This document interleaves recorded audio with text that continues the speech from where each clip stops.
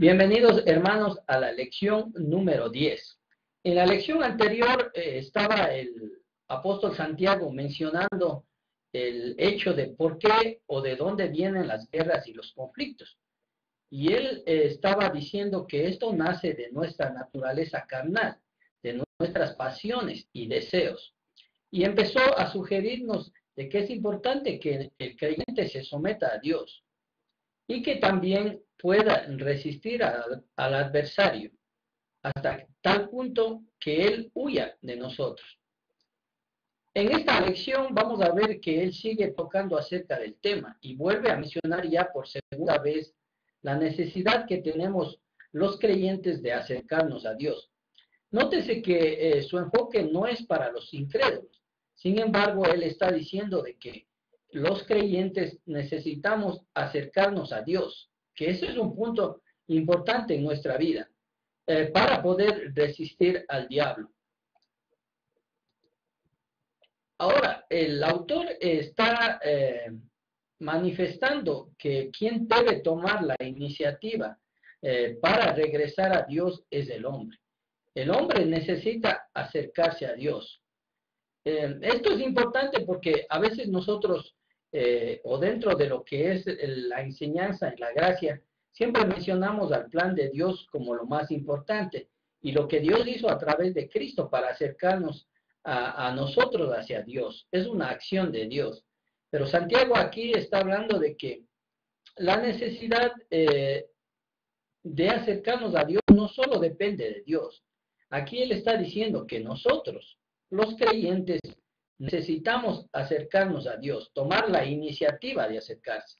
Ahora, ¿cuál es la razón o cuál es el objetivo por el cual Santiago quiere que nosotros nos acerquemos a Dios?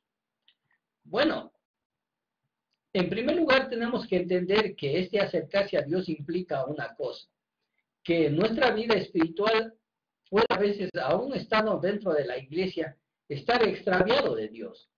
O podemos estar, mejor dicho, distanciados de nuestro Dios. Y esto ocurrió en algún momento de espacio y tiempo. Ocurrió en algún lugar. Y por eso es que está habiendo conflictos, envidias, guerras entre los hermanos. Esto solo puede venir de una naturaleza carnal predominante. Pero nosotros tenemos que volver a ese punto en donde nuestra vida se extravió de Dios, en algún momento. Entonces, el autor está queriendo que nosotros volvamos nuestra vista hasta a ese momento donde nosotros nos extraviamos de nuestro Dios. Lo que él está propiciando para los creyentes y para estos hermanos que están en conflicto es un reencuentro con Dios. Ya una vez nosotros estábamos en el mundo y estábamos alejados de Dios. Estábamos sin Dios en el mundo. Y hubo un momento en el cual hubo arrepentimiento y nosotros nos acercamos a Dios a través del bautismo y llegamos a ser sus hijos. Y se espera que de los hijos de Dios haya una regeneración espiritual, que seamos verdaderos hijos de Dios con una nueva ética.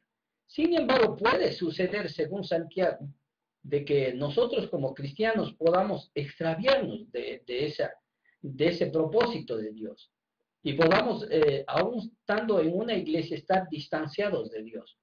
Lo que Santiago está propiciando en los hermanos, que si hay envidias, conflictos en la iglesia, es que en realidad nuestra vida está distanciada de Dios. Y él está exhortando a someternos a Dios, a acercarnos a Dios, a volvernos a un reencuentro con Dios, hombre y Dios, juntos nuevamente.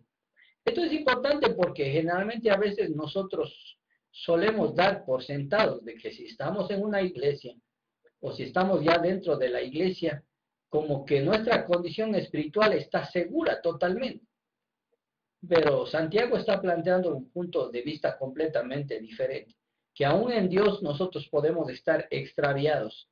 Y él está queriendo que los hermanos se den cuenta que su manera de vivir está indicando que su vida está lejos de Dios y está propiciando este encuentro nuevamente con Dios. Y él va a dar algunas razones o maneras cómo podemos hacer este reencuentro con Dios. Ahora él va a poner algunas condiciones que son importantes. Y bajo estas condiciones, el hombre necesita volverse a encontrar con Dios. Esto nos parece un poco, nos llama un poco la atención, que haya requisitos para reencontrarnos con Dios, puesto que siempre nosotros enfocamos la gracia gratuita de Dios en cuanto a la salvación. Pero aquí, tratándose ya de hermanos que han estado reconciliados con Dios y que ahora se encuentran en un punto de vista carnal, él está manifestando que este reencuentro con Dios debe propiciarse a través de ciertas condiciones, o tiene que haber ciertas condiciones en el ser humano para que Dios nuevamente tenga un encuentro con nosotros, o nosotros más bien tengamos un reencuentro con este Dios. Él va a dar algunas sugerencias. Ahora, primerito, lo que estorba pues entre nuestra relación con Dios y nuestra vida es precisamente el pecado. El pecado, aún desde el Antiguo Testamento, era el factor que producía un distanciamiento entre el hombre y Dios. Dice, Dios ha creado, el pecado, perdón, ha creado un abismo entre Dios y vosotros, dice el profeta Isaías. Entonces, ¿qué es lo que primero recomienda Santiago para propiciar este acercamiento a Dios? Bueno, limpiarse del pecado. Si hay envidia, si hay conflictos entre hermanos, si hay homicidios, si esto está produciendo problemas dentro de la vida social entre hermanos y creyentes, pues necesitamos limpiar ese pecado que está estorbando en nuestras vidas. Necesitamos purificarnos espiritualmente, puesto que Dios no tiene nada que ver con el pecado. Nosotros necesitamos esa limpieza espiritual para poder tener un acercamiento a Dios. Ahora, Santiago va a hablar acerca del punto de que este pecado en realidad está contaminando el corazón de los hombres. Y necesitamos purificar este corazón. Ahora, él está mencionando del hecho de que el hombre que está contaminado es un hombre inconstante, que vimos en el capítulo 1. Él mencionó nuevamente a este hombre inconstante. Ahora, ¿por qué está habiendo problemas entre hermanos? ¿Por qué está habiendo peleas, conflictos entre hermanos? Porque hay pecado en la vida del ser humano, o porque hay pecado en los cristianos. ¿Y quiénes son este tipo de pecadores que necesitan purificar su corazón? Los hombres inconstantes. Decía el hombre de dos mentes, el hombre de dos almas. Este es el que está en pecado y el que necesita purificar el corazón. ¿Qué era este hombre inconstante? Veíamos en el capítulo 1 que se refería al hombre que estaba viviendo bajo dos realidades completamente diferentes. Él había hecho una consagración con Dios, pero estaba queriendo vivir de acuerdo al mundo. También vimos en el capítulo anterior que habla que no podemos agradar a Dios y al mundo al mismo tiempo. Y que el que quiera ser amigo del mundo, pues se constituye en enemigo de Dios. Este es el mismo hombre que está en conflicto y es el mismo hombre que está queriendo servir a Dios y también queriendo servir al mundo. Pero uno no puede vivir estas dos realidades. El que está queriendo vivir estas dos realidades es un hombre inconstante. Y nosotros debemos estar conscientes de esto, que para acercarnos a Dios necesitamos cambiar esta manera de vivir, esta manera de querer estar agradando a Dios y también agradando al mundo. Necesitamos, hermanos, enseñar esto en la congregación, a todos los hermanos. Porque a veces nosotros pensamos que podemos vivir ambas realidades, o sea, agradando al mundo y también agradando a Dios. El que vive de esta manera, dice, debe purificar su corazón, limpiarse del pecado, porque esto es lo que está llevando a los conflictos que existe entre los hermanos y también al conflicto que existe en el mundo mismo. Ya hablando de gente que vive plenamente dedicada a las cosas de este mundo. Ahora, el autor en el versículo 9 va a decir, pero para que exista este cambio, para que haya un verdadero cambio en la vida del ser humano, es necesario que reconozcan esto. O sea, sin un reconocimiento de esta realidad, no puede haber cambios. Si nosotros como creyentes pensamos que la iglesia es segura y que podemos vivir agradando a Dios y al mundo, no puede haber un cambio y no puede haber un acercamiento a Dios. Es importante que los creyentes reconozcan esto como posibilidad, de que aún dentro de la iglesia nosotros podemos estar viviendo una vida completamente dominada por nuestra naturaleza carnal. Por favor, dice Santiago, reconozcan esta realidad. Y va a dar algunos puntos importantes. Necesita el creyente aclarar su visión. Necesita el creyente aclarar su situación. ¿Cómo está delante de Dios? Si hay envidia en nuestros corazones, si hay peleas, esto no viene de Dios, vimos en un capítulo anterior. Esta sabiduría es terrenal y diabólica. No puede venir de parte de Dios. Entonces, reconozcan la situación mísera en la que están, menciona Santiago. Él utiliza precisamente esta palabra mísera o las miserias en las que están viviendo para indicar que la situación espiritual es grave en nosotros como creyentes, si estamos viviendo de esta manera. Entonces, reconozcan las miserias. Está refiriendo no a una miseria física, más bien está hablando de una miseria espiritual. Pero para poder exista un cambio, nosotros necesitamos entender este punto. Sin entender este punto no puede haber un cambio. Ahora, es importante de que si nosotros reconocemos que esta situación de nosotros está difícil es una situación que nos aleja de Dios, en realidad el resultado de un verdadero reconocimiento solo se transformará o se manifestará en una realidad de actitud diferente. Posiblemente no está exagerando Santiago, lo está diciendo literalmente. Ustedes entienden en las miserias que están, esto va a producir llanto y lamento en ustedes, que es el resultado del arrepentimiento. Lamentense y lloren, dice, por la manera en cómo están viviendo. Siendo hijos de Dios, y si estamos viviendo de esta manera, en realidad esto debe producir en nosotros aflicción, llanto y lamento, como resultado de nuestra comprensión. Ahora, debe haber un cambio en la vida del creyente. Dice que vuestra risa se convierta en llanto. O sea, mientras nuestra situación espiritual no está correcto delante de Dios, no hay nada no hay nada bueno que debe alegrarnos a nosotros. Mientras nuestra condición espiritual no esté en una buena relación con Dios. En realidad, Él está diciendo, si ustedes están satisfechos con su manera de vivir, si están llenos sus vidas de muchas bendiciones materiales, esto no sirve de nada. Si su relación con Dios no es correcta, mejor es que esa risa se convierta en llanto, indicando la gravedad de la situación espiritual que están viviendo algunos hermanos. Y esa alegría debe convertirse también en tristeza, menciona, que dentro del contexto del Nuevo Testamento es precisamente lo que significa el arrepentimiento, un cambio de actitud. Pero este cambio de vida, de manera de vivir, no puede existir o darse sin, en realidad, una tristeza por causa del pecado.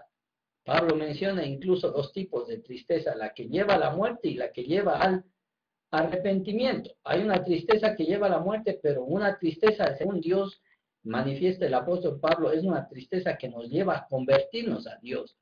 Entonces, es lo que Pablo recomendaba, la tristeza que nos lleva a un arrepentimiento, y es lo que está diciendo Santiago también. Si es que ustedes en realidad están viviendo una vida cristiana que no está bajo la voluntad de Dios, entonces que esa alegría mejor se convierta en tristeza para que pueda haber un verdadero arrepentimiento en la vida del creyente. Entonces, hermanos, necesitamos entender esto. El arrepentimiento implica tristeza delante de Dios. Si nosotros hemos comprendido que estamos viviendo una vida que no agrada a Dios, necesitamos cambiar nuestra manera de vivir, tomando nosotros la iniciativa. Ahora va a profundizar más esto Santiago. Dice, en realidad lo que ustedes necesitan es humillarse. La humillación es importante también como parte de un proceso de cambio. Sin humillación no hay arrepentimiento. A veces cuando uno está liderando en la congregación, hermanos que pues están viviendo a veces una vida desordenada y uno les indica, en realidad a veces muchos dicen, sí, yo me arrepiento, pero su actitud no se ve. El verdadero arrepentimiento debe producir cambios, tristeza, debe producir en realidad el deseo de humillarse delante de Dios. Es lo que está diciendo Santiago. Si ustedes están viviendo en conflictos, en peleas, en realidad lo que necesitan ustedes es humillarse delante de Dios. Para poder volver a Dios necesita el hombre humillarse delante de su presencia. Sin un corazón humilde es imposible volver nuevamente a tener una correcta relación con Dios. La humillación quiere decir dependan de Dios, o como dijo al principio, sométanse a Dios. El hombre que es de corazón humilde en realidad va a reconocer su necesidad de Dios, va a querer vivir bajo la voluntad de Dios. Vamos a ver que más adelante va a mencionar Santiago acerca de aquel que no es humilde, contrariamente es lo opuesto. Pero aquí está motivando a que un cambio para volvernos a Dios depende de nuestro corazón y depende de que en realidad nosotros querramos humillarnos delante de Dios. Cuando el corazón del hombre se compunge a causa de su situación, si el creyente o el cristiano se da cuenta de que no está viviendo una vida correcta delante de Dios y se humilla delante de Dios y viene delante de Dios con una actitud humilde, dice, entonces Dios va a actuar. Y Dios dice, los exaltará. Él nos exaltará si venimos con un corazón en realidad compungido. Pero nuevamente, esto sucede cuando nos damos cuenta que estamos viviendo una vida ajena a lo que es el propósito de Dios. Hermanos, si hay peleas en la iglesia, si hay envidias, si hay conflictos, es porque en realidad la vida espiritual de nosotros no está correcta. Es lo que menciona Santiago. Necesita la iglesia, necesitan las familias reconciliarse con Dios. Pero para venirnos con Dios necesitamos quitar ese pecado. Necesitamos limpiarnos de nuestra maldad. Debe haber tristeza en nuestro corazón. Y entonces Dios va a cambiar la situación. Y Él nos va a poner en una posición de exaltación delante de su presencia. Es importante esto. Entonces Dios actúa bajo las condiciones del hombre. Si el hombre no reconoce la necesidad de Dios, al orgulloso Dios le va a humillar. A veces Dios nos tiene a veces que poner contra la pared, contra la espada y la pared, para que nosotros entendamos que necesitamos de un Dios. Sin embargo, si nuestra actitud es contraria, si es una actitud humilde, Dios nos va a exaltar. Entonces hay dos situaciones.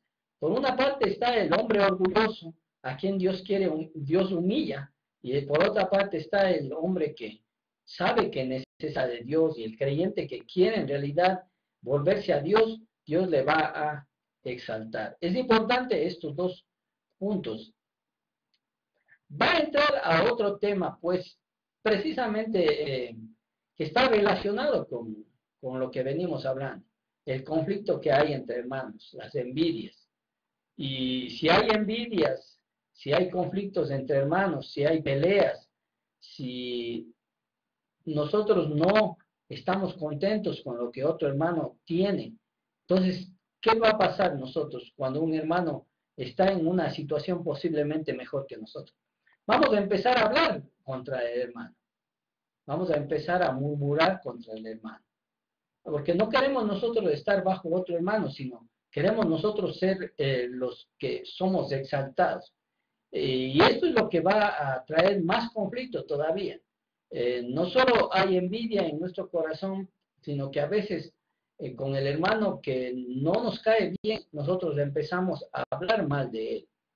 Y va entonces Santiago a añadir este punto, que es importante, acerca de cuando los hermanos empiezan a hablar de otros hermanos.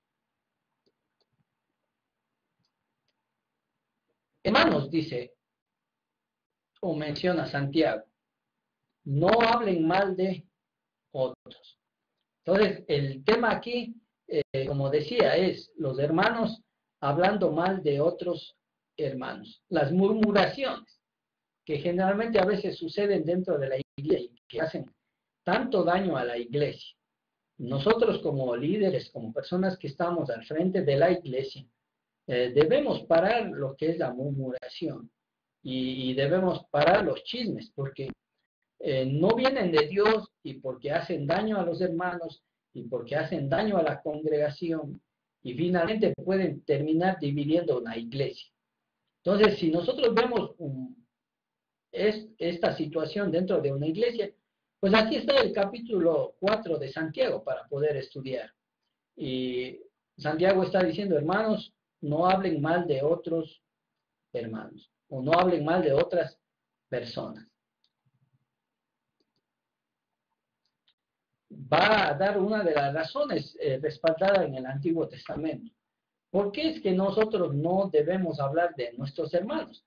Dice que cuando nosotros hablamos mal de otras personas, en realidad estamos juzgando al hermano.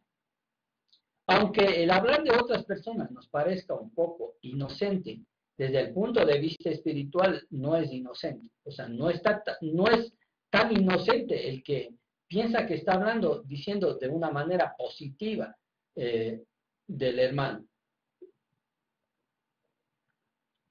Menciona Santiago que cuando nosotros hablamos mal de otra persona, estamos juzgando al hermano. Y aquí el juicio, el término juzgar es condenar. En realidad estamos emitiendo un veredicto sobre la condición de nuestro hermano. Pero nosotros no tenemos el poder o la capacidad de poder juzgar imparcialmente a un hombre por nuestra naturaleza carnal. Porque a veces nuestra naturaleza no nos permite ver el corazón del hermano o razones o circunstancias para las cuales determinado hermano está actuando de una manera. Entonces, al hablar nosotros de él, en realidad estamos condenando al hermano sin un justo juicio, sin un juicio bajo la perspectiva de Dios. Entonces, estamos haciendo mal, menciona Santiago. No juzgues a tu hermano. También se menciona en otra parte. Primero saca la viga que hay en tu ojo para que puedas sacar la paja que hay en el ojo de tu hermano. Mencionado también que juzgar a un hermano es un asunto serio. Ya lo dijo el mismo Cristo al respecto de esto. Ahora, juzgar al hermano no solo condenarlo, sino también es hablar mal de la ley, según Santiago. Pero, ¿por qué cuando nosotros hablamos mal de otra persona estamos juzgando a la ley? Este pasaje es un poco difícil de entender, pero en realidad Santiago va a aclararle un punto más o aclarar de una mejor manera lo que él está mencionando. Dice, cuando nosotros condenamos a un hermano o estamos juzgando a un hermano, estamos hablando en realidad contra la ley. ¿Por qué dice eso Santiago? Porque la ley mencionaba en realidad que hay un solo Dios que es juez. Y si la Biblia menciona, si el Antiguo Testamento mencionaba que hay un solo juez, eso delimitaba o excluía a los hombres como jueces. O sea, los hombres no somos jueces, en realidad. Nosotros debemos entender que hay un solo juez verdadero y que puede juzgar imparcialmente, y ese es Dios, el único juez. Entonces, por esta razón nosotros cuando hablamos mal de un hermano estamos juzgando a la ley, porque estamos contradiciendo lo que la ley dice. La ley dice que hay un solo Dios y un solo juez. Pero al juzgar nosotros a nuestros hermanos, estamos contradiciendo lo que la ley en realidad dice. Estamos poniéndonos nosotros en el papel de juez. Ahora, claro que nosotros debemos entender que Dios también ha elegido jueces humanos para que puedan juzgar causas dentro de lo legal o lo civil, digamos así. Cosas que a veces nosotros, por nosotros mismos, no podemos juzgarla. Dios ha establecido jueces. Pero, sin embargo, a pesar de todo eso, todo juez debía estar bajo en realidad la dirección de Dios. Y en este sentido, cuando nosotros juzgamos a un hermano, estamos viéndonos contra la ley, quitándole el juicio verdadero a Dios. Hay pasajes en el Nuevo Testamento que mencionan y nos aclaran esto.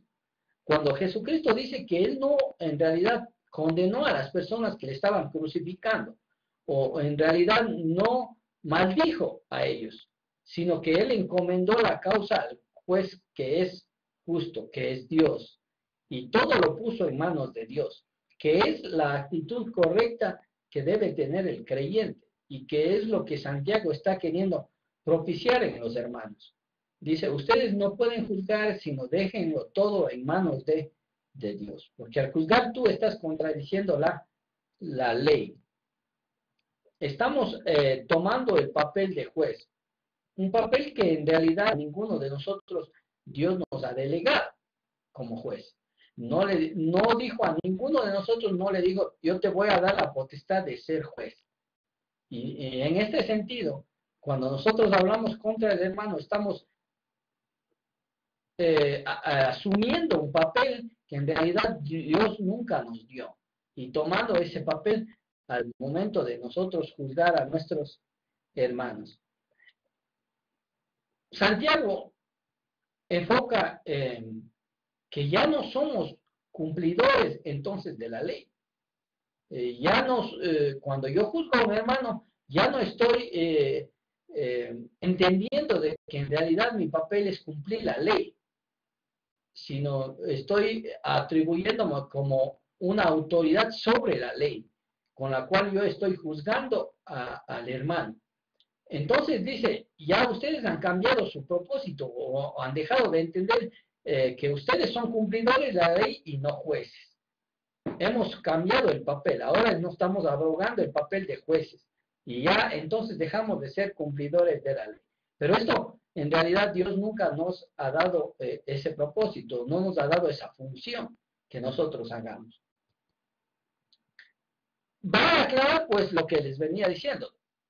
Santiago está claro en su mente de que no hay más que un solo legislador y juez.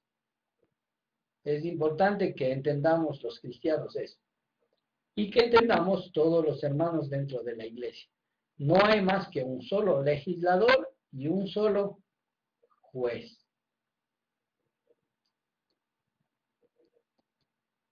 Ahora nosotros podemos pensar que, bueno, entonces, ¿cómo se van a dilucidar ciertas cosas que a veces pasan entre hermanos o que pasan entre conflictos que suceden en la iglesia o disciplina? ¿Cómo podemos realizar? Bueno, en realidad Dios mismo ha sido quien ya ha dejado ciertas normas o leyes mediante el cual nosotros podemos ejercer cierta disciplina dentro de la congregación. Pero cuando ejercemos esta disciplina, en realidad no es nuestra disciplina, o no juzgamos bajo nuestros propios principios, sino en realidad lo que hacemos es cumplir lo que Dios ya ha determinado en su palabra, para poder juzgar cierta situación o cierto conflicto que existe en la iglesia. Entonces, en este sentido, cuando nosotros ocupamos la ley misma de Dios para juzgar cierta situación, no estaríamos asumiendo el papel de juez. Pero aquí lo que sucede es que muchos hermanos están juzgando a los hermanos y condenando a los hermanos el papel que Dios no les ha atribuido. Y muchos de ellos posiblemente lo estén haciendo desde un punto de vista carnal. Santiago va a reafirmar, no se olviden, hermanos, nosotros tenemos un solo juez. Es uno solo el que puede salvar o destruir. Está hablando de que en realidad nosotros no podemos tener una decisión bastante seria sobre la vida de los hombres, como es la salvación. No tenemos el poder para salvar ni destruir. Entonces no podemos abogarnos la función de condenar a alguien. Ese papel solo le toca a Dios. Ese papel le toca solo a Jesucristo. Porque fue a Jesucristo que Dios le dio toda autoridad ya cuando Él vino acá a la tierra como juez. Por eso Jesucristo dijo, toda potestad me es dada en el cielo y en la tierra, atribuyendo de que ahora quien es el juez de toda la humanidad es Cristo. Entonces solo Él puede salvar y destruir a unas personas. Y es mejor nosotros encomendar a Dios cualquier causa, para no cometer equivocaciones en nuestras decisiones o en nuestra manera de ver la vida. Incluso el autor mismo menciona y dice, ¿quiénes somos nosotros para juzgar? Está poniéndonos en un papel puramente terrenal y nos está poniendo en un papel de nuestra incompetencia para juzgar de manera imparcial. Nosotros a veces juzgamos solo apariencias, o sea, nosotros a veces juzgamos a la gente solo por lo externo, pero más allá de lo externo nosotros no podemos ver actitudes ni motivos por las que las personas hacen las cosas. Entonces Dios, que tiene una capacidad más grande que nosotros, es el único que puede ver el corazón del hombre y juzgar de una manera más clara. Pero nosotros cuando estamos condenando a un hermano solo de vista nada más, podemos cometer una gran equivocación.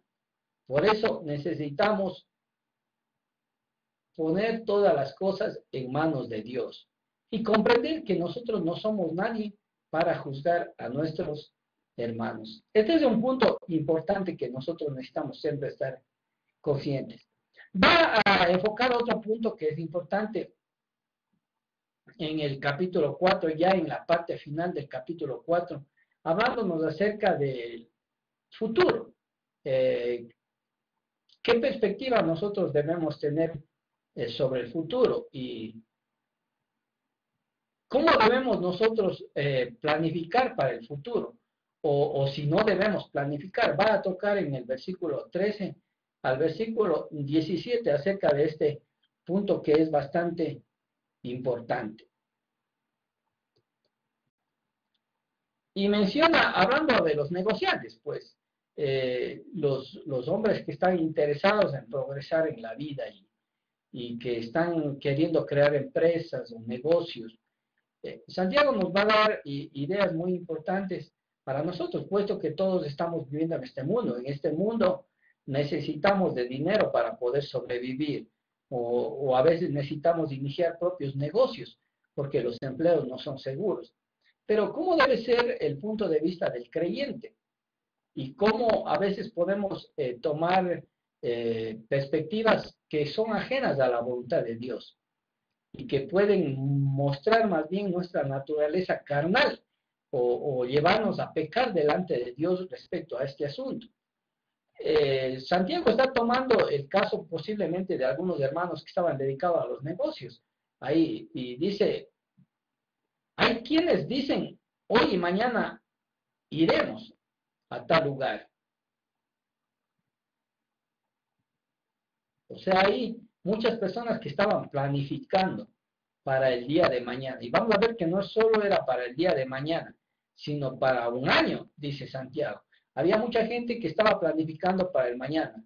Estaban previendo una ganancia en todo lo que iban a negociar a través de un largo periodo como un año. Entonces, ¿es malo la planificación? Bueno, deberíamos cuestionar. Santiago no está enfocando el hecho de que la planificación sea mala, pero sí va a señalar algunos puntos que pueden llevarnos a equivocarnos como creyentes. Entonces, él está diciendo, vamos, aquellos que dicen que mañana iremos y negociaremos y ganaremos esto en un año. Él les va a poner en la perspectiva correcta. Y dice, ¿sabes tú lo que será el día de mañana? ¿Sabemos nosotros lo que será el día de mañana? Nosotros no sabemos ni lo que será hasta después de una hora. Sin embargo, nosotros estamos a veces planificando para todo un año. Y Santiago le está despertando a la realidad, tú no sabes lo que será mañana. Hasta hace unos momentos nosotros estábamos conversando con una hermana que los primos tuvieron un accidente viniendo de una ciudad a otra. Murieron 5 personas. Posiblemente esas personas, casi murió toda la familia. Entonces, esas personas no esperaban.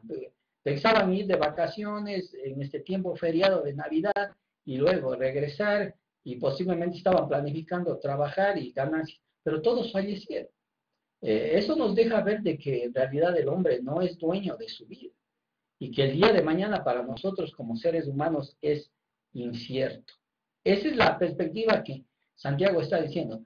Tú estás planificando para un año, pero no sabes ni lo que será el día de mañana. Y va a poner una comparación importante para que ellos entiendan qué es la vida del ser humano. Dice, la vida es como una neblina. Bueno, los que han tenido la oportunidad de conocer la neblina, sabemos de que la neblina es bien incierta. Un rato está y a veces desaparece. A veces nosotros tenemos que viajar a otras ciudades por 8 horas y tenemos que pasar por un lugar que es bastante neblinoso. Bueno, a veces está despejado, lindo el carretero de irnos nosotros, pero de un momento a otro aparece la neblina y todo se bloquea. No podemos mirar más allá de 5 pasos. Así es nuestra vida, dice. En un momento aparece y luego desaparece. Entonces nuestra vida es breve, es incierta. No podemos saber ni el día de mañana. Les está despertando a estos comerciantes a una realidad y a un principio cristiano que el creyente debe entender y vivirla y procurarla vivir. No podemos planificar tanto tiempo si no sabemos lo que será el día de mañana. Ahora, yo decía al principio, no es que Santiago está en contra de la planificación, sino él está poniendo en la perspectiva correcta cómo debe ser nuestro proceder como creyentes. Si el Señor quiere, haremos esto y aquello. En realidad, el creyente debe estar consciente de que todo depende de Dios y que podemos planificar, pero en realidad quien tiene la última palabra es Dios. O más bien, no podemos planificar sin considerar a Dios y pedir su bendición en lo que hacemos. Si no estamos considerando a Dios en nuestros planes, estamos cometiendo un error grave como cristianos. En todo lo que hacemos siempre debemos considerar a Dios y pedir que Dios tenga misericordia de nosotros. Y que si el Señor quiere, va a concretarse todos los planes que nosotros estamos haciendo el día de hoy. Es importante que comprendamos nosotros este punto y lo que Él está creyendo. Si nosotros estamos haciendo lo que al principio venía diciendo Santiago, en realidad lo que estamos haciendo esto, o si estamos haciendo esto es porque en realidad hay orgullo en nuestro corazón.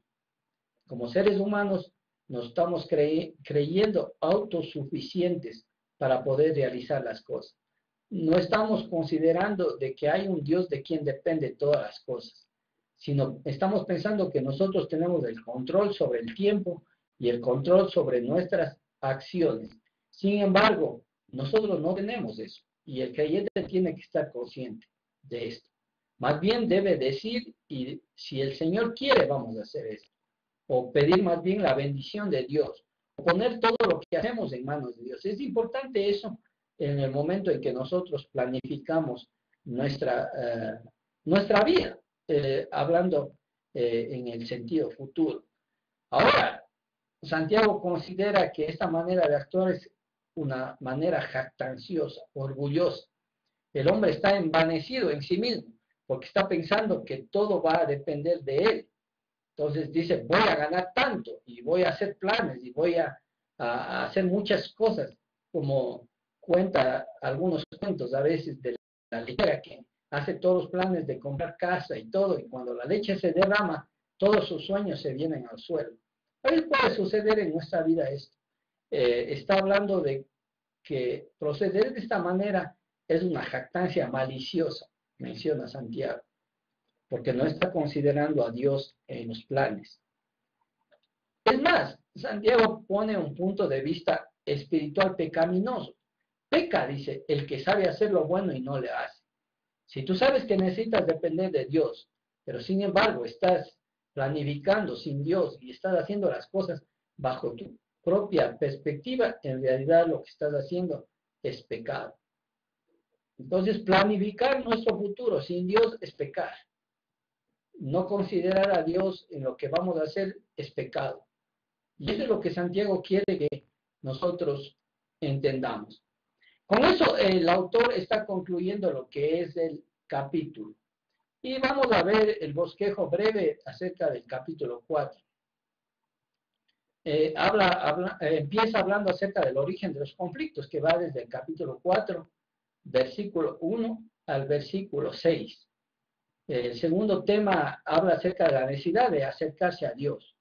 Si estamos viviendo en peleas y conflictos, necesitamos acercarnos a Dios. Va desde el versículo 7 al versículo 12. Y termina pues con el punto de vista del futuro, cómo Dios quiere que nosotros veamos nuestro futuro y vivamos siempre considerando a Dios en nuestra vida, que va desde el versículo 13 al versículo 17. Vamos a hacer una pequeña sinopsis del capítulo. Tengo ahí, Santiago menciona que los conflictos nacen de los deseos carnales. No tenemos a veces las cosas porque pedimos por razones equivocadas, para satisfacer nuestro ego. Santiago invita a los hermanos a acercarse a Dios purificando sus corazones. Menciona que la amistad del mundo es enemistad con Dios. Todo esto procede de nuestro deseo de las cosas de este mundo. La amistad del mundo es enemistad con Dios. Y termina mencionando el capítulo manifestando que no hagamos planes sin considerar a Dios en ellos. Hacer esto es pecado. Vamos a ver el cuestionario, las preguntas para que ustedes puedan trabajar y resolver. La primera pregunta, ¿de dónde surgen las guerras y los conflictos? Segunda pregunta, ¿por qué encontramos conflicto en nuestro interior? ¿Por qué encontramos conflicto en nuestro interior? Tercero, ¿cuándo no recibimos las cosas que pedimos? ¿Cuándo no recibimos las cosas que pedimos? Cuarta, ¿por qué según Santiago somos gente adúltera? ¿Por qué según Santiago somos gente adúltera? 5. ¿Qué quiere decir que Dios es celoso? ¿Qué quiere decir Dios es celoso? 6. ¿Cuál es la posición de Dios ante los humildes y los orgullosos? ¿Cuál es la posición de Dios ante los humildes y los orgullosos? Versículo 7. ¿Qué deben hacer los orgullosos para cambiar? ¿Qué deben hacer los orgullosos para cambiar? 8. ¿Cómo un inconstante puede purificar su corazón? ¿Cómo un inconstante puede purificar su corazón? 9. ¿Por qué juzgar al hermano es hablar mal de la ley? ¿Por qué juzgar al hermano es hablar mal de la ley? 10. ¿Cuál es nuestra posición frente a la ley? ¿Cuál es nuestra posición frente a la ley? 11. ¿Qué nos dice Santiago acerca de los planes futuros? ¿Qué nos dice Santiago acerca de los planes futuros? 12.